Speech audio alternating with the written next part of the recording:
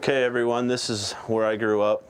We have two different cover crop fields on each side. My name is Ben Albright. I grew up here in Lytton, Iowa. I am the 5th generation to farm this ground. We became a century farm a few years back, so it's been in my family quite a while. I always kind of had in the back of my head I wanted to farm. I enjoyed being on the farm, helping Dad, helping Grandpa, working with the livestock, and probably my passion would be more so for crops now.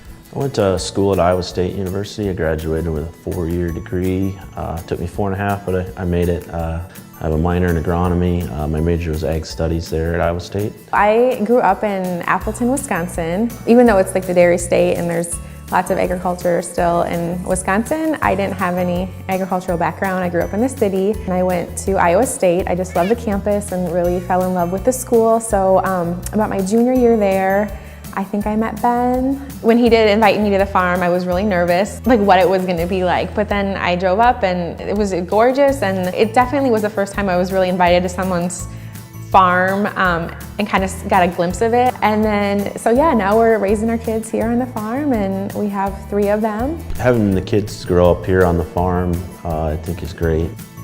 I wouldn't trade it for anything, I guess. I wouldn't want to live anywhere else in the world. Think back and, it wasn't too long ago, that was me, growing up here and riding in the tractor with my dad or my grandpa. We've always had cattle on the farm. My dad's always been focused on cattle, and this year is the first year I've been selling Pioneer seed, another way for us to diversify our operation. Taking on the seed business has allowed Susan to quit her job at the bank, and she now stays home with our kids and helps in the office. And it frees me up a little more to be out in the country visiting with customers and help them make decisions on their farms and recommend certain products for their acres. This was seeded roughly the same time it was flown on. Now we're trying to cover crops on ground we run cattle on in the winter. So we try and turn most of our cattle out in the crop fields in the winter around the feedlot. That's been a good fit for cover crops here.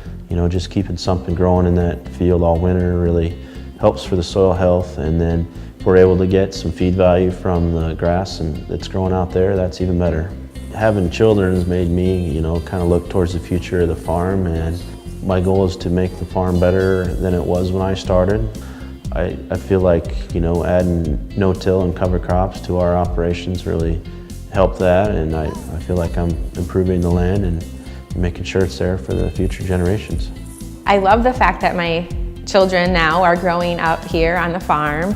I think it's really great that if they want the opportunity one day to be involved in this family business, that will be there for them. So I appreciate that a lot, and what my husband has done and what his father's done and his grandfather to keep it within the family. So I appreciate that opportunity that they'll have in the future. I knew my great-grandfather very briefly, and my youngest son is actually named after him, so I think that's kind of neat as well. It kind of ties it back to the farm. It'd be great if one of my kids came back and farm, or all 3 for that matter, but who knows what the future brings. My dad told me that there's a lot of ways in this world to make a good living, and farming's not the easiest, but it's probably one of the most rewarding. So I think that's something that's always stuck with me and that I keep in the back of my mind every day.